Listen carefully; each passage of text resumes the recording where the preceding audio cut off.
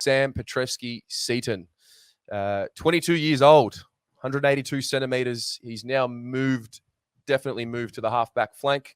It's been made very clear by Mr. Dale Amos, our defensive line coach, that's where he's going to play in 2021. A lot of people were talking about getting back in the midfield, getting midfield half forward. That's where he played his juniors.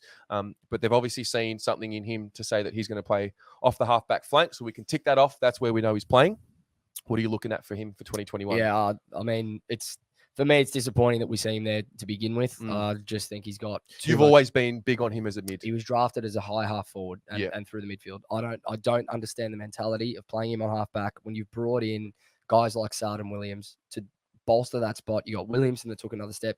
You don't need Samo there.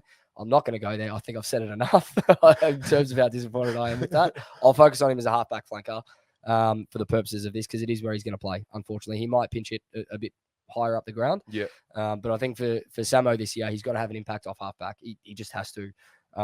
There were times last year where his decision making was quite poor. I like the fact that he looks inboard, but he needs to look inboard at the right times. Gotcha. At times it was crowded. He tried to hit a pass between two players, for instance, in between opposition players. It just didn't come off. It hurt us.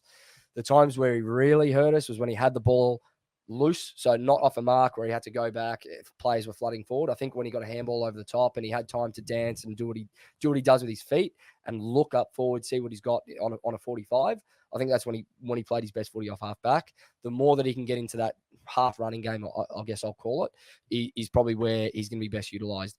My fear is that he gets overtaken by Sard, he gets overtaken by Williamson, he gets overtaken by Doherty, and that half-back flank is just done. That's locked, set in stone. Got Marchbank coming back as well.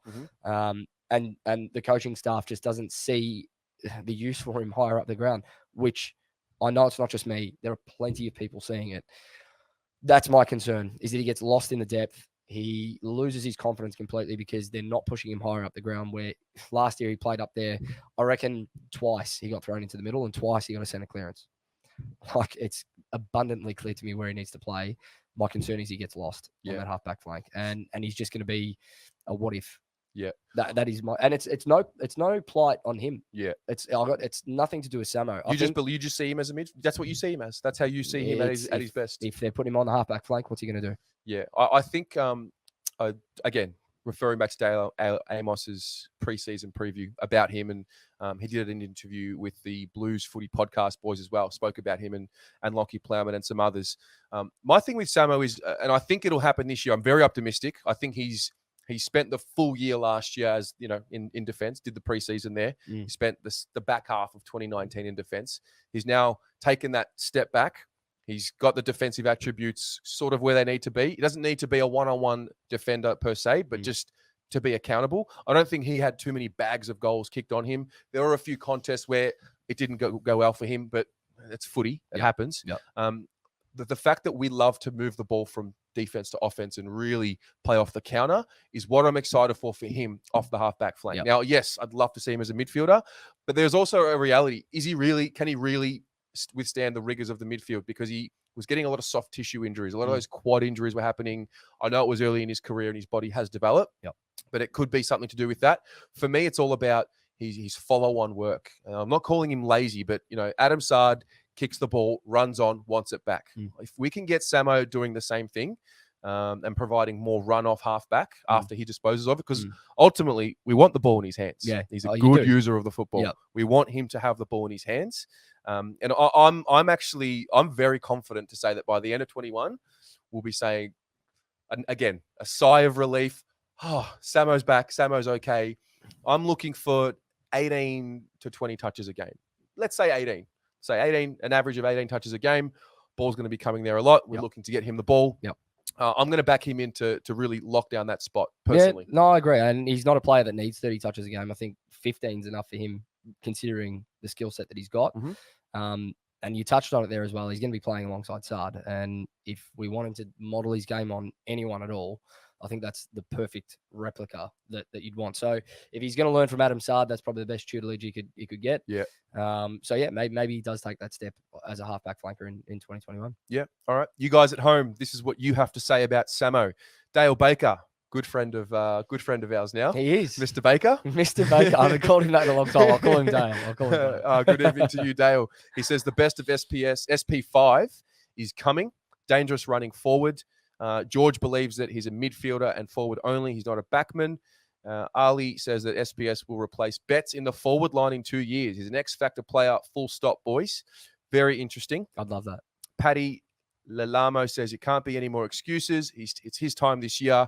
We added Sardan Williams and hopefully a fit Newman. We pushed Williamson up the field. We could play him in multiple roles. Always said he's the cream on top. And now as he gets older and we have a few more experienced good players, I really hope he can shine. I can see him thrive off pinch hitting in the guts and a little further up the field. He may start half back, but I reckon play a similar role to Yaron when Yaz played everywhere. I don't think SPS will play full-time back, but mostly pinch hit in a few positions. Very detailed. Love it there, Paddy. Thanks very much for that. Fair enough. Sakridis on YouTube says that Samo can do everything. Black Carrot says we've got too much depth and holding many WA boys. I wonder how many are going to end up on Freo or Eagles list when they get squeezed. Thanks for that, Black Carrot. Hopefully not. Chris Cheney says that Samo could come in handy during those bursts from the opposition where we need the tempo to change and kicking efficiency. He shows composure.